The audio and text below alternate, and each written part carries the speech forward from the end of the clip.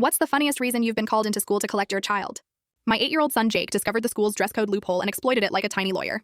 Our elementary school had this super strict uniform policy. Navy pants, white polo shirts, black shoes only, no exceptions. The principal, Mrs. Rodriguez, was notorious for sending kids home over the tiniest violations. Last month, Jake got in trouble for wearing sneakers with white stripes instead of solid black. I had to leave work to bring him new shoes. The week before that, his polo had a microscopic logo, which apparently violated the no brand markings rule. Another trip to school. I was getting fed up with these constant calls, especially since I work hourly and can't afford to keep leaving. That's when Jake, being the smart kid he is, actually read the student handbook they gave us at the beginning of the year.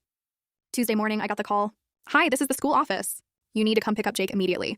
There's been a dress code situation." I sighed, grabbed my keys, and drove over, expecting another tiny violation. But when I walked into the principal's office, I couldn't believe what I saw. My son was sitting there in the most ridiculous outfit I'd ever seen. He had on navy blue swim trunks, a white polo shirt that was clearly meant for a grown man, and black cowboy boots that came up to his knees. He looked like a tiny businessman who'd gotten dressed in the dark. Mrs. Rodriguez looked absolutely defeated. "Your son claims this outfit follows all dress code requirements." Jake grinned and pulled out a crumpled copy of the handbook. "Mom, look what I found. It says navy pants or navy bottoms.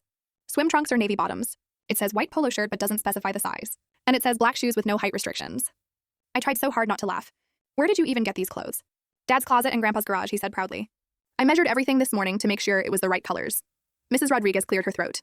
While technically correct, this clearly violates the spirit of the dress code policy. That's when Jake hit her with the real kicker. He flipped to another page and pointed. "But it also says here that students can't be sent home unless they're completely out of dress code. Since I'm following all the written rules, you can't make me change."